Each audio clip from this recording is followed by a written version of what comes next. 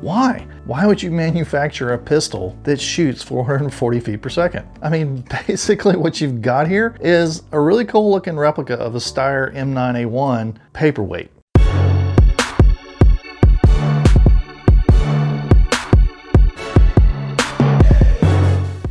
Why manufacture a pistol without a hop-up that can't be adjusted with an effective range of 75 feet or less that shoots as hard as this gun shoots?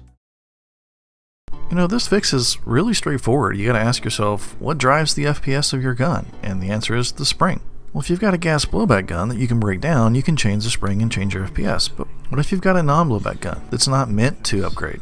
And a gun that's so inexpensive, you don't even want to buy another spring. Well, it's a pretty easy fix, and I've got to thank user Lorenzo Stojanovic for pointing this obvious fix out to me. And then pretty much right around that same time, I saw a Novich video where Novich came across a guy at a Milsim who had failed chrono and didn't have another spring, and he just basically broke the guy's gun down right there on the spot, cut a coil off the spring, and got him under the necessary FPS.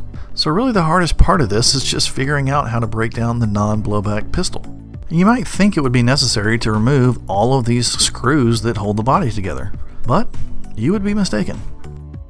Now, it may differ for whatever non-gas blowback pistol you're attempting this on. For this Steyr M9-A1, we just had to get the top slide off, which is secured by just this one screw.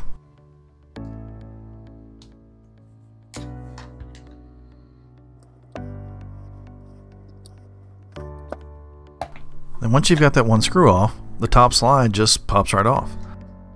It's going to release the tension on the spring, reveal the barrel. That's pretty much all there is to it, right there. That's all you're looking for right there, is that spring right there that goes over the barrel. And we're not looking to make a huge modification to this. The gun is shooting 440 feet per second, so we're just going to snip a little piece off of it, maybe one coil, and see what it brings the FPS down to. Snip, snip, off to the chrono. And you know, I'm honestly not sure how this is going to turn out because the spring itself has kind of a double coil on the end that makes a flat surface, and when we cut it, it's going to be mid-coil, so I guess we're going to find out.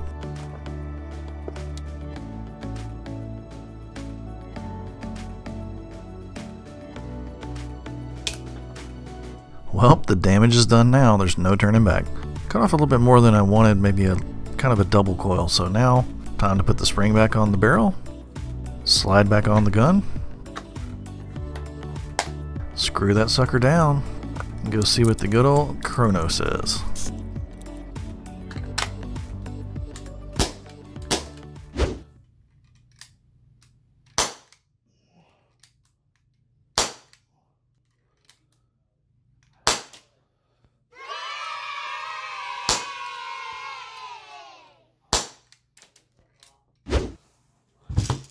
There you go, guys, just a little snip snip, and now our beautiful two-tone tactical ASG Steyr M9-A1 is completely field legal, and we can take it out to play. And it really was nothing to be scared of. And you know, guys, we're not techs by any stretch of the imagination, but sometimes you just gotta jump in there and try some stuff and see what works. Because you know, pistols are just fun. And sometimes you're gonna run into one that doesn't quite operate the way you want it to, and rather than have a paperweight that sits on a shelf, jump in there and try to fix it. I mean, what do you got to lose? A paperweight?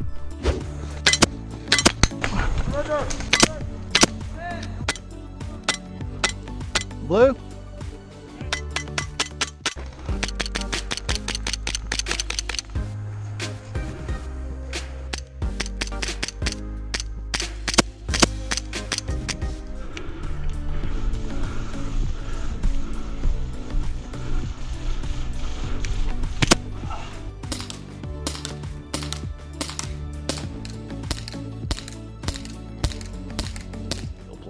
But you know, in the meantime, if you haven't joined our airsoft journey, why not? I mean, it's free. Just go ahead and hit that subscribe button and hit the bell notification while you're at it, because YouTube doesn't really notify you that often. If you're just a subscriber, you got to hit that bell notification if you want to get notified every time a video drops on Tuesdays and bonus videos on Fridays.